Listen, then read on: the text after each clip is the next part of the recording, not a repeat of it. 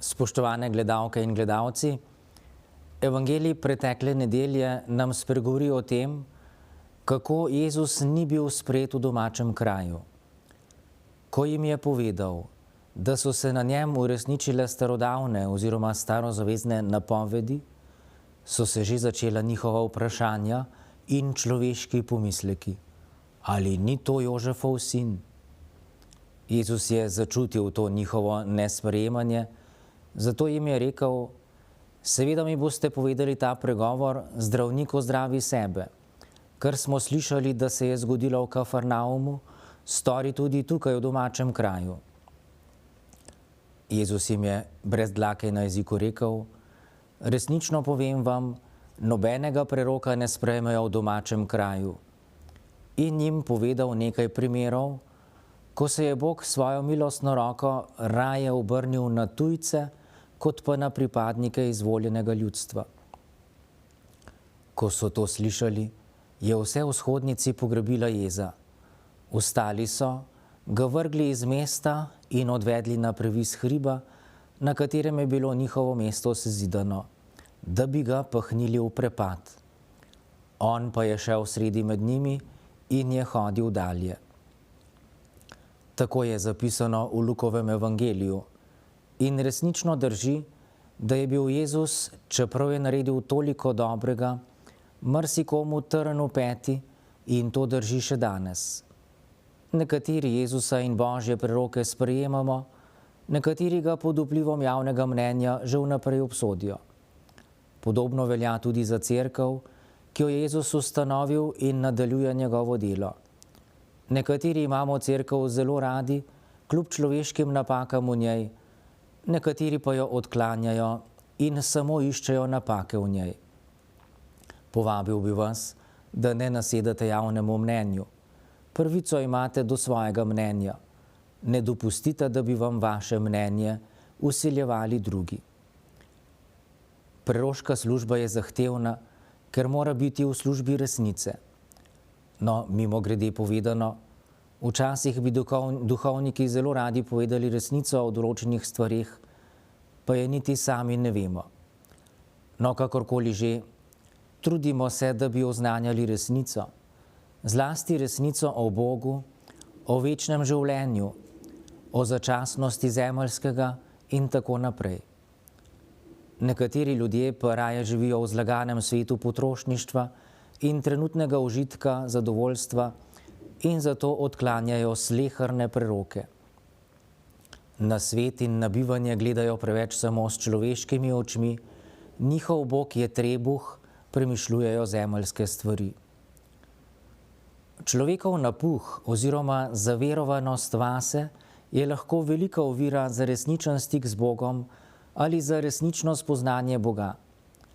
Danes se marsikdo počuti bolj pametnega od škofov ali celo od papeža. No, papež Frančišek nas vse vernike vabi k sodelovanju pri sinodi, da bi hodili skupaj. Lahko bi rekli, da papež Frančišek želi, da bi vsi oblikovali cerkev prihodnosti, tudi tisti katoličani, ki ste morda nekoliko oddaljeni od župnijskega jedra, pa kljub temu čutite pripadnost cerkvi oziroma se imate za verne. Bistveni poudarki sinode so občestvo, sodelovanje, poslanstvo. Če imamo cerkev radi, je ne bomo kritizirali, oziroma če že, bomo uporabljali konstruktivno kritiko, ne pa takšne kritike, ki deluje rušilno. Če imamo cerkev radi, bomo naredili vse, kar je v naši moči, da bomo v njej sodelovali, da bo lahko nadaljevala svoje delo. K temu sinodalnemu procesu spada tudi to, da se bo cerkev prečistila tega, kar ne sodi vanjo. Skratka, če imamo radi Boga, bomo imeli radi tudi cerkev in odkrivali poslanstvo, h kateremu nas kliče Bog. Zavedati se je potrebno, da je tudi tradicija lahko ovira. Nekateri hodijo k sveti maši samo iz navade in rečejo, vedno smo tako delali. Seveda je tradicija obiskovanja svete maše sama po sebi dobra. Prav je, da hodimo k maši. Narobe pa je, če gremo samo k sveti maši, potem pa mislimo, da lahko delamo, kar hočemo, češ saj smo svojo nedeljsko dolžnost izpolnili, odkljukali. Potrebno je, da vedno znova, tudi v vsakdanjem življenju, poslušamo Božji glas, glas vesti, da imamo svoje srce odprto za Božje oznanilo in da smo na razpolago Bogu. Duhovniki smo danes v skušnjavi, da bi pri oznanjevanju ugajali ljudem, da ne bi preveč vznemirjali vaše vesti. Včasih mi je hudo, ko se spomnim na odločnost svetega Janeza Krstnika, katerega mi nikakor ne uspe posnemati, po drugi strani pa si mislim, da prevelika strogost in odločnost v današnjih časih niti ne pride v poštev. Upoštevati je namreč treba, da ste, ali bolje rečeno, so danes ljudje zelo občutljivi in posledično zamerljivi in da jih zaradi prevelike občutljivosti ostra prerokova beseda lahko še bolj odbije od Boga, namesto da bi jih zbližala z njim. Božje oznanilo je vsekakor treba ljudem povedati z ljubeznijo. Ja, tudi o ljubezni spregovori Božja beseda pretekle nedelje. Cerkev nam namreč ponuja odlomek iz pisma apostola Pavla o ljubezni, ki ga novoporočenci običajno zberejo za branje na poroki.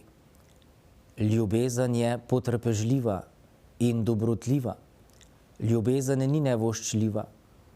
Ljubezen se ne ponaša, se ne napihuje, ni brezobzirna, ne išče svojega, se ne da razdražiti, ne misli hudega.